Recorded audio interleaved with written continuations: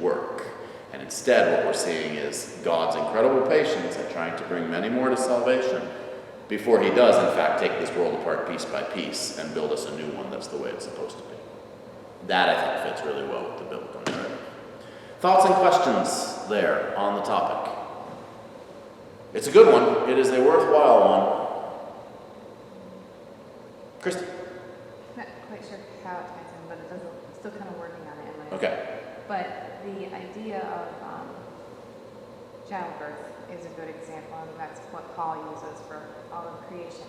But if you look at childbirth, it is, I think, the only human bodily function that, when happening normally, hurts. Right. You know, every other normal human bodily function doesn't hurt, but that one, it's like no other pain, because it's not like it's doing what it's not supposed to be doing. It's doing what it's supposed to be doing, and it hurts. Right. Whereas, you know, and so I think somehow that's kind of what happened to creation too. God still, by its grace, is letting it do what it's supposed to be doing in some ways, and good's still coming out of it, but it hurts. And it's a different sort of a pain than other pain. I think that's actually a really wonderful parallel, especially since the childbirth pain. So could everybody hear, or do you want me to summarize? Okay. So what she was saying was the example of childbirth is the only human example where everything happening exactly the way it's supposed to happen hurts. Right? I mean, we know a stomach ache means something's wrong. We know a headache means something is wrong. We know if your elbow hurts, that means something is wrong. Childbirth hurting does not mean something is wrong. It's actually why, childbirth is its own special kind of care, because normally pain indicates a problem, and in that case, pain can just indicate that it's working perfectly. So that maybe that ends up being, not by chance, again, that Paul's image is that all of creation is groaning as in childbirth. Paul's the one who draws that parallel. I really like this thought, that maybe that's not just a handy metaphor, that maybe it is very much a spiritual parallel. The same way that childbirth still happens, that's God's grace, but it happens with pain, which was not the original plan. That the earth is still doing most of what the earth is supposed to do, but it happens with pain. The same way that childbirth still happens, but now happens with pain. The earth still does most of what it's supposed to do, but it still happens with pain. I think that's a wonderful thought, especially because it does immediately go to, Paul is rooting all of this discussion in the fall because of sin. I think it's a really good conclusion that it's not just by chance that he happens to pick the pain of childbirth. Or even, as I often point out, that childbirth, is a good example because of what it yields, because of what it results. But that childbirth itself wasn't supposed to be painful originally. That's only because of sin. That the groaning, like the pains of childbirth, has that also as a parallel. So I think that's a wonderful observation. Which also would go toward the idea that maybe the new heaven and the new earth aren't going to be so very different, from this one. Just be the ones where all the sin-caused pain has been reversed. We get to see it the way it was supposed to be. You ever go to any old ruins or anything like that and wish you could see it in its heyday? Wish you could see it. That's kind of us now. We're living in the house and wishing we could see the way it was in its glory days. And that's what I think is so wonderful about heaven. Heaven is the promise, you will.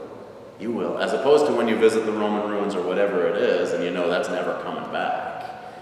Instead, with regards to creation, it will. God will make us a new heavens and a new earth. They will fulfill all of these longings that we have that are unfulfilled now. C.S. Lewis talks about that a lot, about one of the proofs of heaven is how strongly we feel the longing for things we don't even know exist. That we've never had a perfect relationship with another human being, and yet we have this longing for perfect relationships. Why would that be if we didn't have innately built into us the sense and belief that there is such a thing as a perfect relationship? We have a longing for a world where pain is not a reality. Why would we have that longing unless we really were created for a world where that was the reality? If literally 100% of the examples that we have seen are different, why would we ever even invent the idea that something could exist like that? And C.S. Lewis talks about that being some of sort of our experiential evidence that there is a God and there is a heaven. Otherwise, why would we ever have conceived them? Why would the thought even ever occur to us? He uses the example of a kid making mud pies in a slum, not even knowing that there's a beach they could be having a vacation at. right? They're perfectly happy with their mud pies because they don't know that there's a beach. The kid who longs for a beach knows that a beach exists and knows that he's not at that beach, and that's why he's longing. We know that heaven exists. We know that God exists. That's why we have this longing built into us. And Lewis there is even picking up on an idea that St. Augustine shared, which is one of St. Augustine's best known quotes, that God has made us and our hearts are restless until they find rest in him. That because God has made us, we're always going to have this restless soul, because we're not supposed to be content with what's happening here. This is not the real article. This is not the real thing. This is just a badly taped and edited preview, right? We get enough to know how good the real thing's going to be, and enough to know we don't have it yet, which is then hard. Okay, I think I talked too long on the first topic, and Gordon had to go to work, so he doesn't get to hear the answer to the second. So you're going to have to remember this word for word and carry it on. But fortunately, it's a simple one. Where is Jesus now? The reason that the question comes up is because Jesus talks about how it's better that I go and leave the Spirit for you. So it seems that the Spirit is doing the work now, and we say in the Creed that Jesus has ascended to heaven and sits at the right hand of God the Father, and yet we still teach that Jesus is present in the bread and the wine. So where is Jesus right now? What's Jesus' location right now? And I think, well, the question is very understandable. It makes a false assumption. And that is that Jesus has to have a localized presence now. In other words, that where he is also going to be defined by where he is not. And that's a totally legitimate and rational thing for us to do with our own bodies. You can define me as being right here because I'm not there. It would be a lot longer to list all the places where I'm not.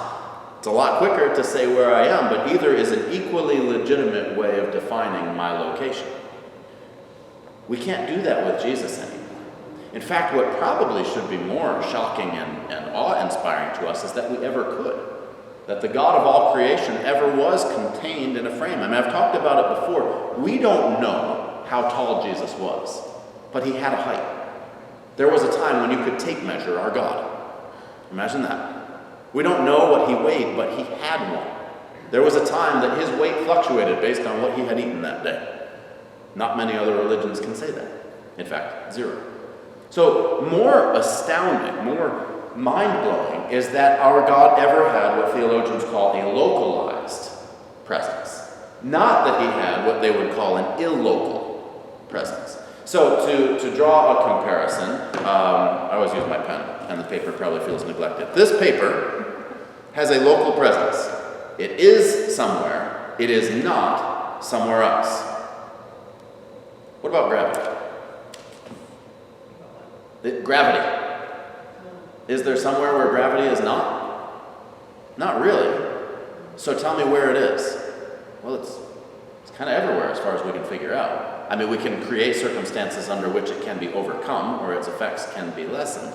But that's maybe more of an example of an illocal presence. It's always going to have an effect. If I let go of the paper, it's going to fall down. It's not floating off of the lectern pulpit right now. So gravity is still having its effect, but where is gravity located? Well, gravity is just part of our existence. If we ever find a spot where it doesn't exist, then all of physics will explode and have to start again. So this idea of having a presence that's local or illocal is something that they talk about, and there's a lot of different examples that get used by the theologians. You can really get down in the weeds on this one. But what seems to be the reality is if we frame it not from where is Jesus in terms of trying to define all the places where he ain't. Instead, well, where is he? Well, he promises he's seated at the right hand of God the Father. This creates a lot of difficulty for the Reformed faith because they believe that's an actual spot. That's why they believe that he can't be present in the bread and the wine because he's at the right hand of the Father. But wait a minute. Where is the right hand of the Father? If the right hand of the Father is somewhere that prevents Jesus from being in the bread and the wine, then it would also be preventing God the Father from being there, wouldn't it? So by trying to give Jesus a localized presence at some physical location of the right hand of the Father, you've also now created a localized presence for the Father also. In other words, you have made two out of the three persons of the Trinity be contained by space and time. Totally understandable. We've only ever experienced reality as contained by space and time. but God does not experience reality in that way. In fact, he created the space-time reality. So as soon as we try to make right hand of the Father be a physical location, then the Father is also bound to that physical location. We're creating all kinds of theological difficulties right now. Also, the problem, how is it possible that the first time Jesus distributed the bread and the wine, he could tell them, this is my body and this is my blood? Jesus is already showing some of this illocal truth, that he can be more than one place at once. In fact, it goes even further than that, because if we say, all right, Jesus is at the right hand of the Father, I will get to you, Christy, I'll just save your arm strength.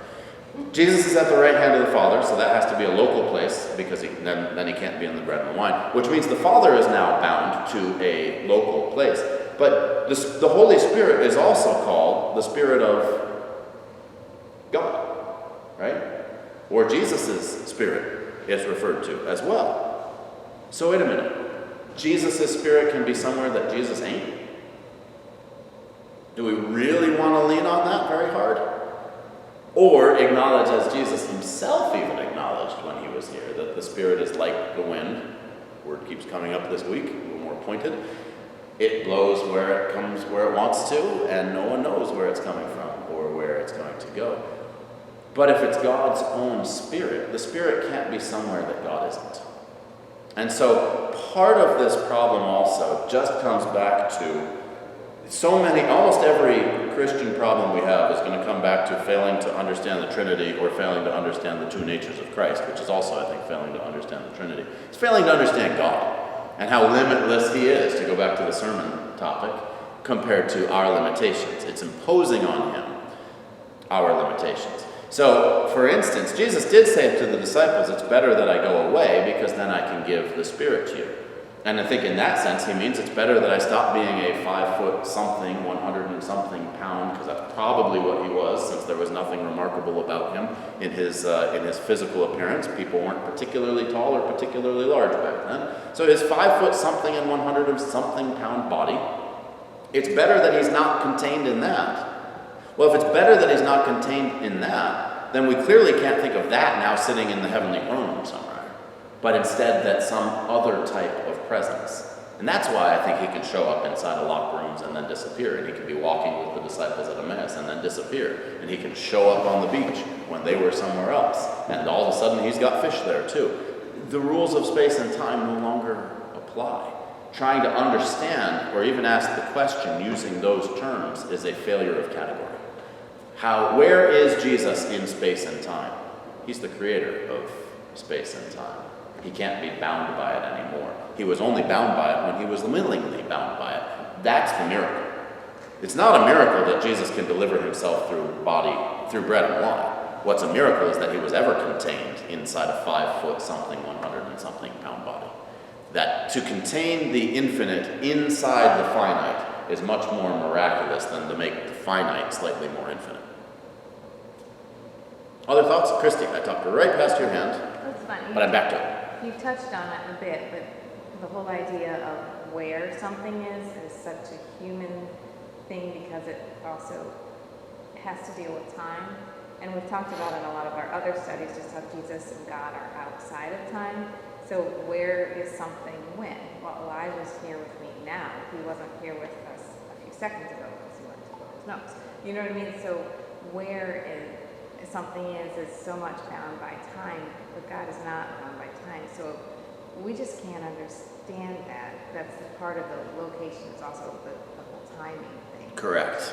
Yeah, so location questions, you're absolutely right, are completely innately bound with timing. So where we are right now can only be answered right now.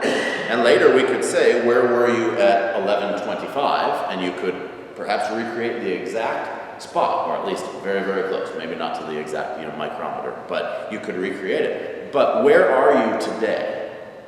Well, that's a legitimate question too. Where are you today? Well, I'm in Newtown today.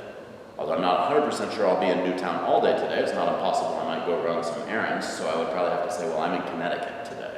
Unless I were traveling, and then I would probably say in the Northeast. Or, you see what I mean? Like you have to get wider and wider the more time that you take in. So where are you in your life? Well, that starts to sound very philosophical, but if you treated it the same way we treated the where are you today, then you have to cast a pretty wide net. I mean, I was blessed to do missions over in Hong Kong and China. So my net would literally have to cover half the globe to say, where am I in my life? And there are others who have traveled much more and could literally say they're everywhere.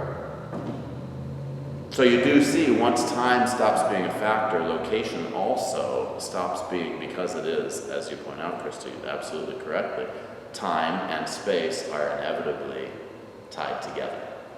I am here because I'm not there, but now I am here. Which means I'm not there, but that's only separated by time. If time ceases to exist, then I'm both places, which is part of where you start to get into the whole quantum mechanic thing, right? Which is, to me, it's fascinating. We did the study a couple summers ago about science, but that all of our assumptions about what God can and can't do are disproven either at the cosmic level or at the quantum level. That God could be two places at once. That's happening all the time at the quantum level, things being two places at once. It blows our mind. We can't fully understand it. Show me a paper about it and I won't understand I'm going to understand like every eighth word of what they use in the paper. But even the math, so far as we can do it, proves that, being two places at once is possible and in fact is happening all the time. Weirdly enough, it's even happening inside us right now, right? Miss Beth?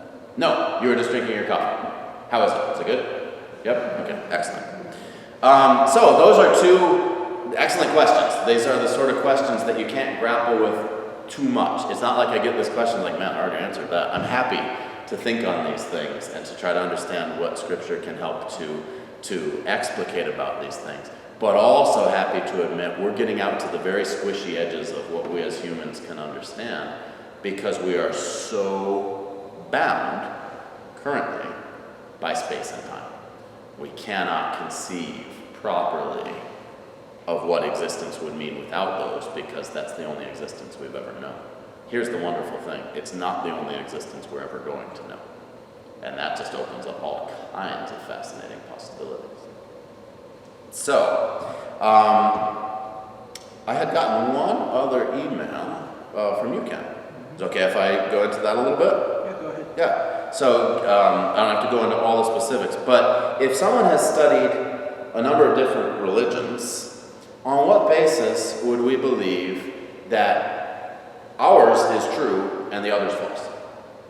So on what basis would we ever claim? Every religion makes truth claims. Every religion makes faith claims. On what basis would we try to say Christianity is true and Buddhism is not? Because the reality is, though many people would try to say, hey, we can all just believe different things, they literally can't coexist. If you study, sure, the bumper sticker is fine, and we are coexisting, so that's good, and to be encouraged to continue to do so, that's fine. But the fact of the matter is, the truth claims cannot. The truth claims cannot both exist. Jesus cannot be both not divine and divine. All right, that is nonsense. All right, nonsense on a level that being two places at once is not nonsense. It's just nonsense to be both something and not something at the same time. Just not a possibility. So if you actually examine what I teach in confirmation when we do our section on other religions, which we do at the end of the catechism year, which means it's what we didn't get to do yet this year. I'm really looking forward to it. The phrase that I encourage the confirmands, and Elijah, I'm not going to put you on the spot to see if you can remember it off the top of your head. Just nod when I say, do you remember? That the phrase that I teach is to respect the differences. Does that ring a bell? See? Good. Excellent. Respect the differences. When people say there are no differences between religions, that's actually deeply disrespectful to the religions that they're referring to, because it means they don't actually know what those religions teach. And they've decided that they're frankly dumbing down of those religions until they can sort of be made to all say the same thing. They don't realize that that reflects a lot more on their own ignorance or willfulness than it does on the content of those religions' teachings. For instance, we believe that there is one God only who exists in three persons. But Islam believes that there is one God only who cannot exist in multiple different persons, and therefore Jesus could be a miraculous prophet but cannot be divine. Well, you can't reconcile those two. Either Jesus is or is not part of the Godhead. But those two things, it's also primarily our difficulty with Judaism as well, right? Different branches of Judaism believe a little bit differently, but we believe that Jesus is the Messiah and the Son of God, and Judaism believes that he is not, unless you're a Messianic Jew. Well, he can't both be the Messiah and the Son of God and not be the Messiah and the Son of God. So again, contradictory viewpoints, you can't make them agree. But those three have more in common than almost every other religion, because at least they start with the same God and that there's one of him. How about Hinduism that literally has over 6 million? And we say there is only one God, and they say there are 6 million gods. Well, by my calculation, you got like 5.9 million repeating to account for of differences, right? Not to say nothing of what's our purpose here on earth and what happens at the end of this life and that sort of thing. Know how many gods Buddhism teaches there are? Yeah, that would be 0. Awfully hard to reconcile, even harder to reconcile with Hinduism, although interestingly enough, the Baha'i faith kind of tries to do that by making the whole thing sort of a spiritualized thing that maybe does and maybe doesn't really exist, but we should all be kind to one another. And that sounds belittling, I agree, we should all be kind to one another. However, on what basis? So, we get all these different truth claims that are being made. They can't all be true. So right away, the question is actually a better one than some questions that would be asked, because some people assume that they can all be true. You know, I've mentioned a number of times, but that whole, there are many different paths, but they all go to the peak of the same mountain. Like, not if you've ever gone mountain climbing, they don't.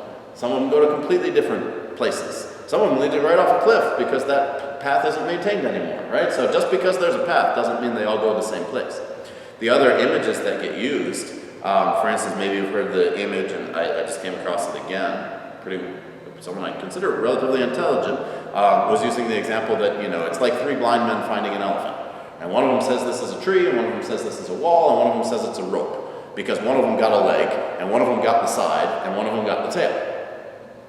And so they say, well, for anybody to say you fully understand truth is as arrogant as them insisting that it's a tree or a wall or a rope. Not surprisingly, this comes to us from Eastern religions and from Hinduism. The thing is, in order to make sense of the story, you first have to know what an elephant is. And you have to know that the elephant is actually what they've encountered.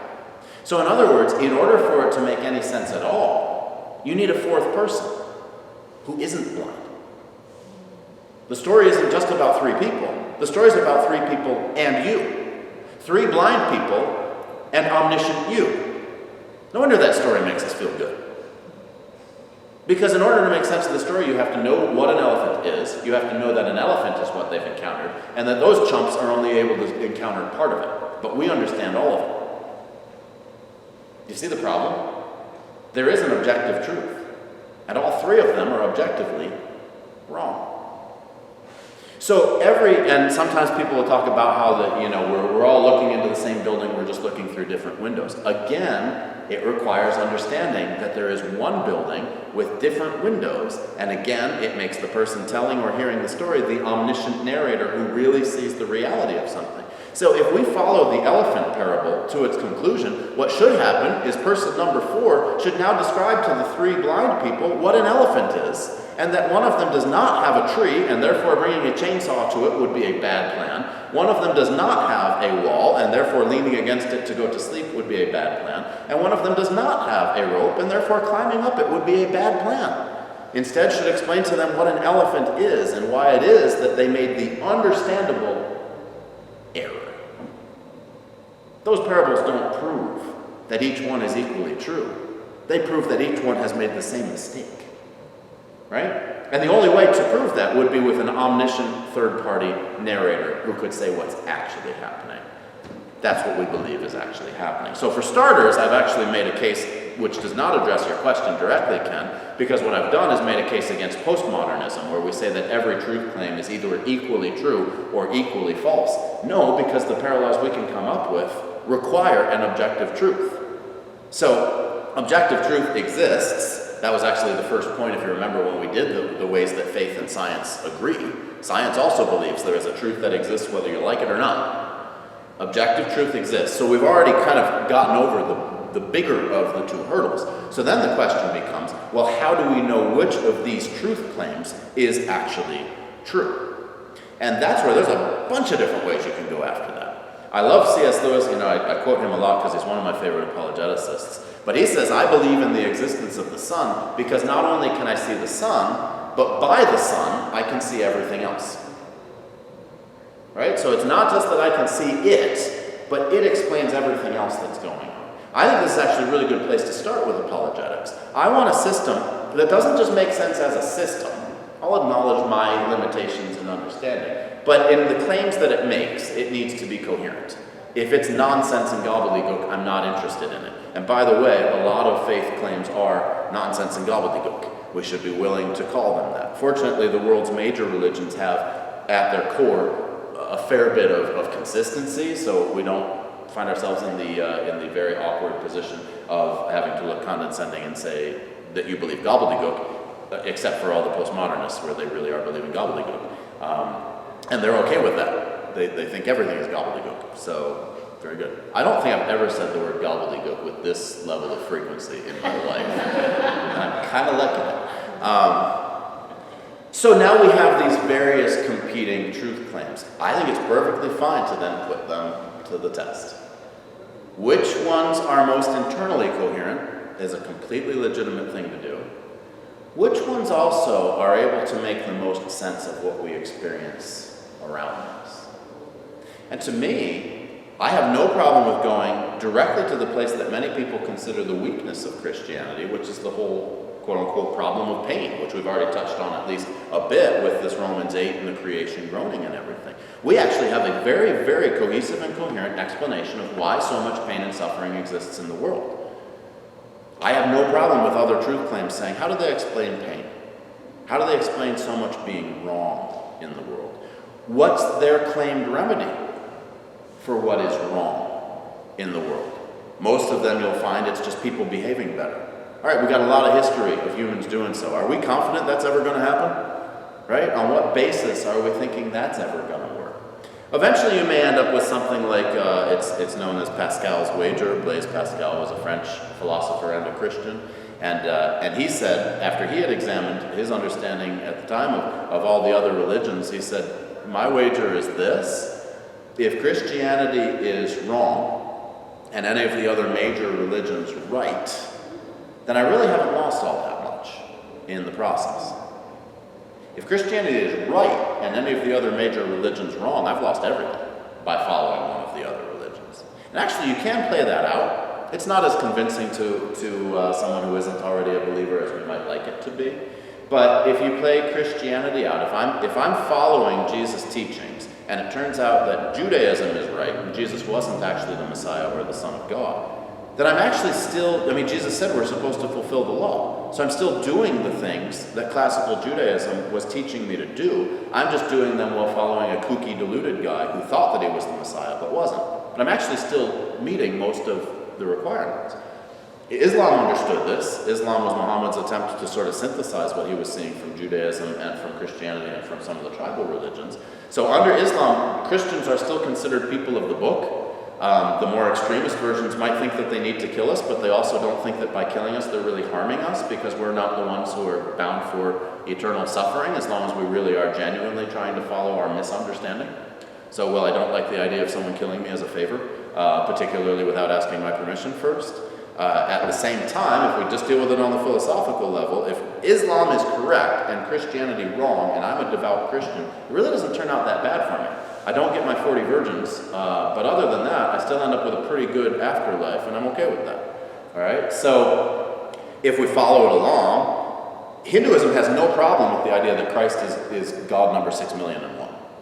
Right? As long as it's helping me to achieve the enlightenment that I'm supposed to do. Buddhism, interestingly enough, even though Hinduism has billions of gods and Buddhism has zero, Buddhism is this whole idea of also trying to achieve enlightenment and oneness with the universe. You're very familiar with this if you've ever done any kind of yoga stuff, because it often wanders pretty quickly into that, although interestingly enough, yoga was a Hindu development, not a Buddhist development, but most kind of yoga light, unless they actually are Hindu practitioners, teaches more Buddhism than it does Hinduism, strangely enough, because Buddhism is the whole idea of emptying yourself of any idea of individuality and entering into the great universal oneness, in which there is no divine or not divine, or there are no divisions of any kind. And in the Buddhist structure, We might not achieve perfect nirvana by following the path that we are, but our path of self-sacrifice and emptying ourselves really isn't that bad, and is going to lead us more and more toward enlightenment.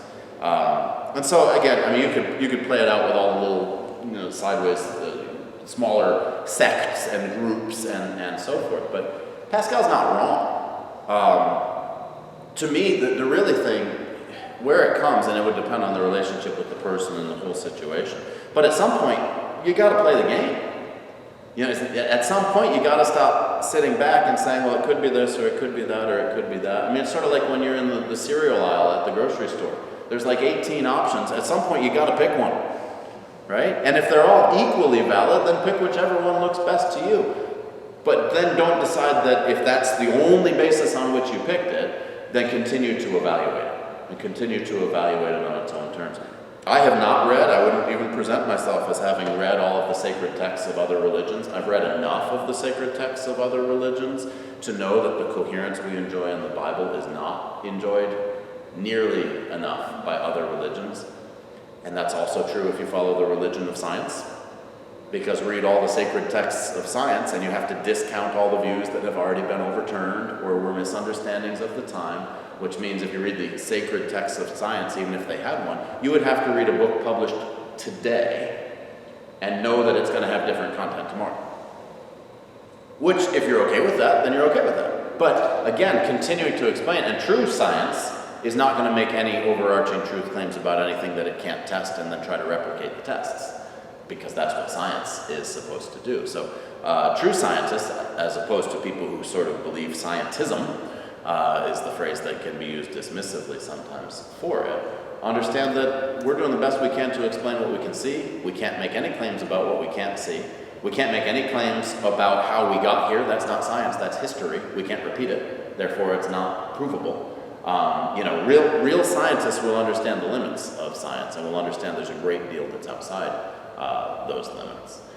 So as you approach these various, whether it's postmodernism, whether it's science on the other end of things, or all of the various religions, I say explore them. Explore them, and you also have to explore them with the belief, the understanding. As soon as you start exploring them, you'll come to the understanding they can't all be right. And so, well, which one seems more right? Which one does a better job of explaining reality as you've experienced? Which one seems to do a better job of explaining how humans actually function? Honestly, I don't mind even saying which one's a better story. Which one is the story that seems more compelling? Because maybe that's more true. What's the simplest explanation? Occam's razor, simplest distance between point A and point B is a straight line. The simplest explanation is probably the right one. We're here, we probably were put here. That makes sense. Sarah? So you touched on it a little bit, especially with the science. Most people don't know science is actually history. Right. Just like you said, you have to read the most accurate text. And what I found with the Bible is, even though it was written so long ago, it still applies today. And I have read a little bit of other religions, obviously, what the Old Testament is. Right.